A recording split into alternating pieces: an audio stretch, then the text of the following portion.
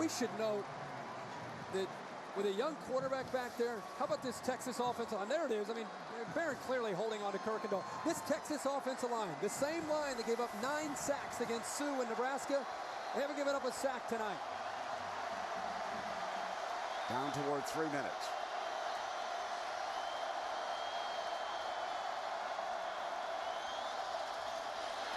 Gilbert fumble. Ball's loose. Bama's got it at the 3-yard line. The defense for the Crimson Tide. Great time to call the blitz. Eric Anders comes off the left edge of the offense, the blind side.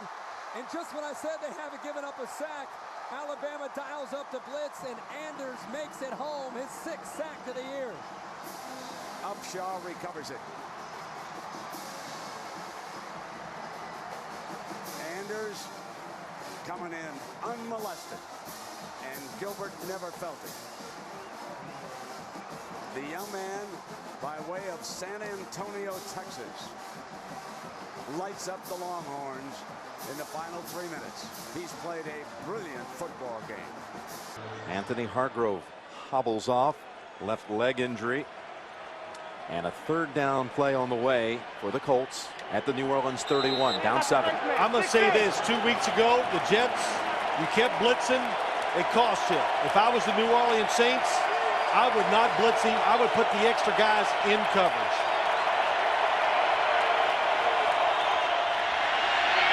Picked off. Look out.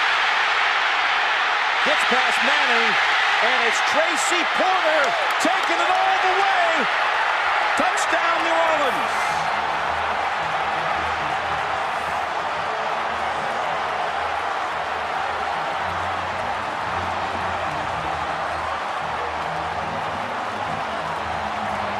What was I saying? Don't blitz? Well, they sent everybody. And the Colts ran their favorite play. The outside receiver, oh, he's coming under. The timing was not there.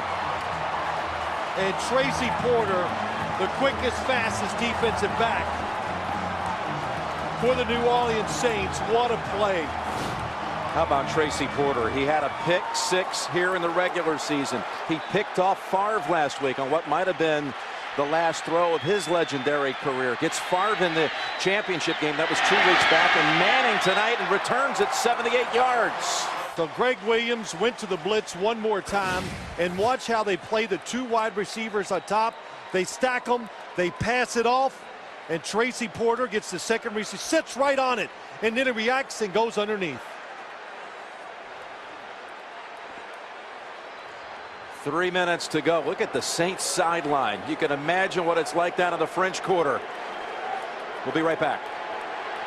It gives Heyward a chance to be involved in maybe screening and catching the pass. Well, there it is, out to Heyward. Singler defending.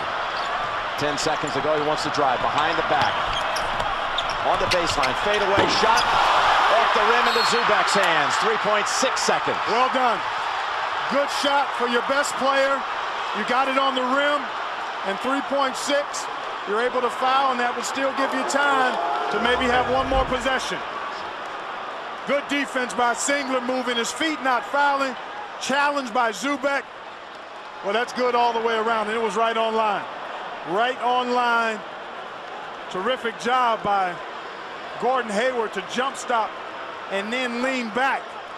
But that's outstanding defense by Duke. Yep, with Zubek, of course, with that long arm, too, it made Heyward launch it just a little longer, you would think. Now Zubek, for the whole tournament, 7 out of 12 at the line. 2 shots.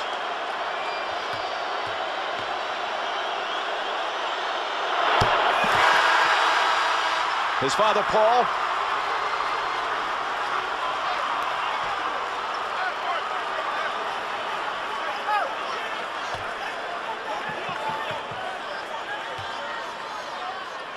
Butler has no timeouts. So they would hope that Zubek makes this. Not going to try. It's Heyward pulling it down. Getting around Zubek. At midcourt, launches the shot. Oh, it almost went in! Almost went in, and Duke is the king of the dance, 2010.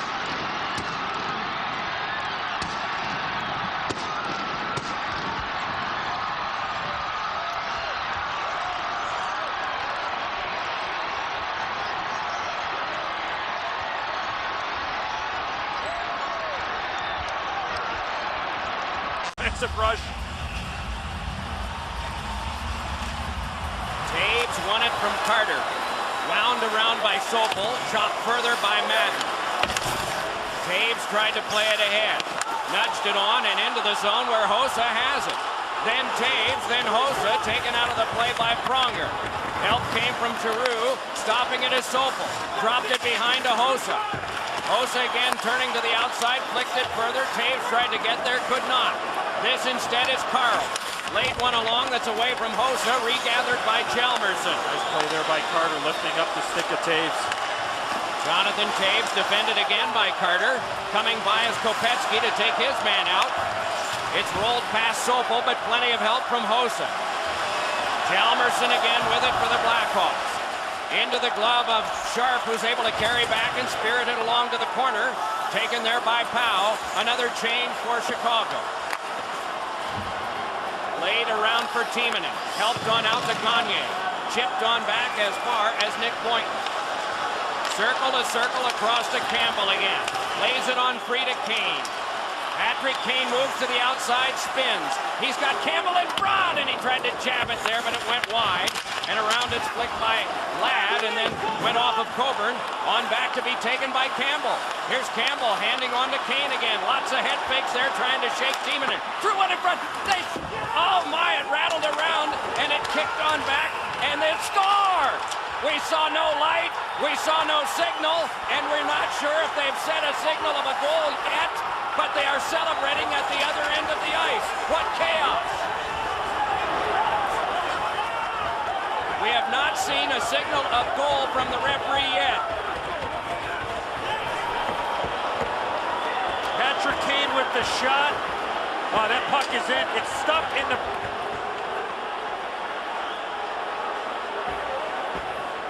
It ends up in the far back side.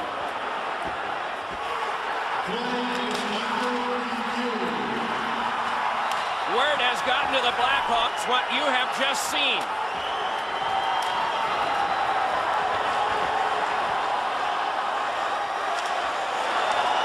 One of the more unusual finishes, but it's a goal. The Stanley Cup to the Chicago Blackhawks.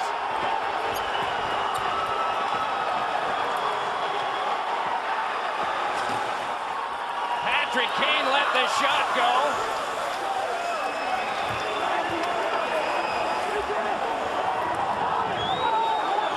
A delay in the signal, and eventually, after they checked and the play was under review, it goes to the Chicago Blackhawks, and the Stanley Cup does as well.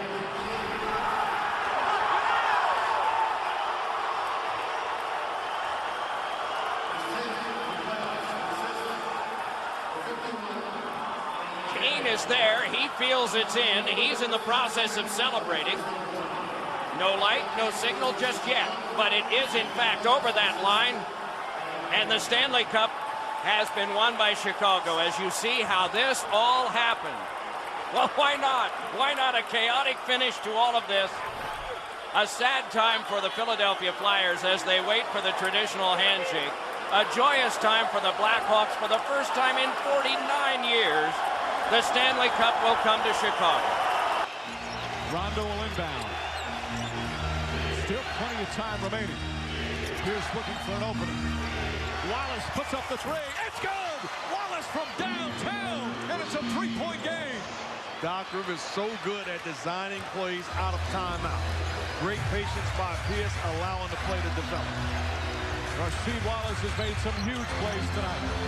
Coming up on a minute remaining. Bryant looking. Artest, that's a three. Bang! Lakers by 6 with a minute to play. 20 points for Ron Artest. Under a minute remaining. Wallace back out to Rondo. Another three!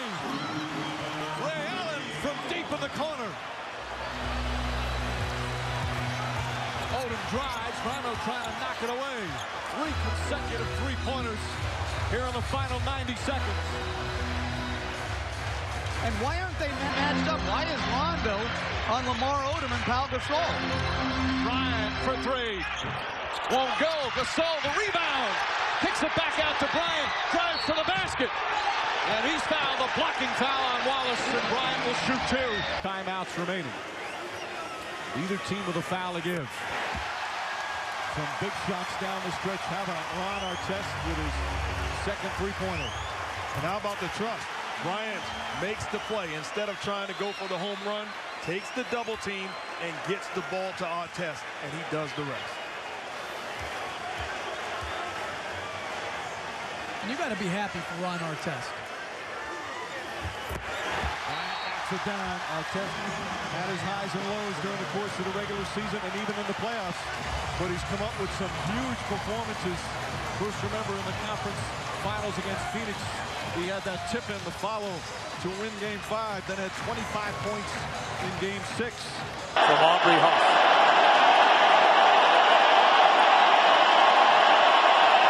With 1 out, 2 out, and a huge strikeout for Cliff Lee. Pat Burrell turned around and asked Jeff Kellogg, strike? It looked like a cutter away, outside part of the plate to get Burrell. It was a cutter away.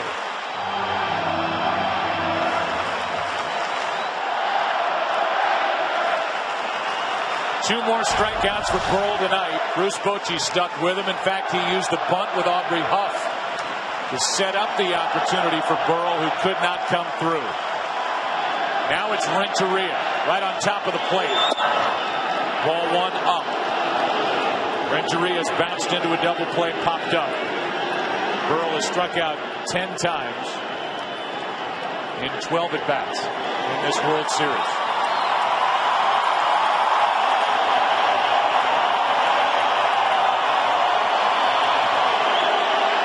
Renteria, ball 2.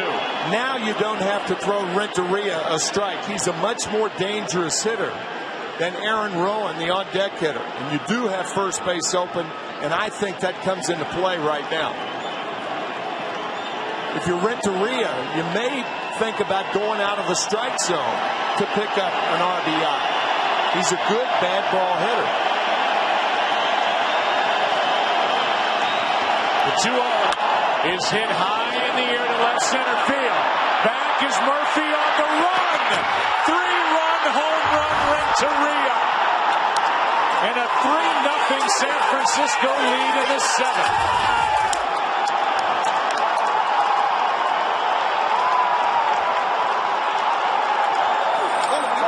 He won a World Series with a base hit in 1997. And that swing of the bat might bring a championship to San Francisco.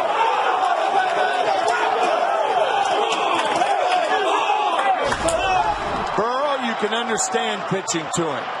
I don't know about Renteria.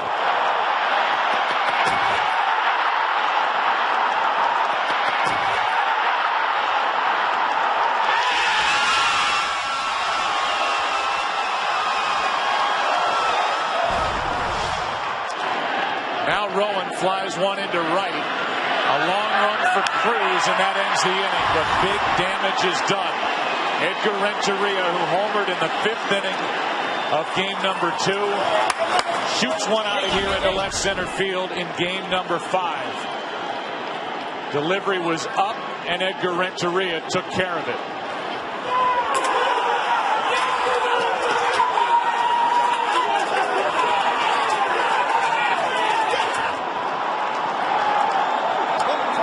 No one more relieved than Burrell, who struck out with 2nd and 3rd 1 out.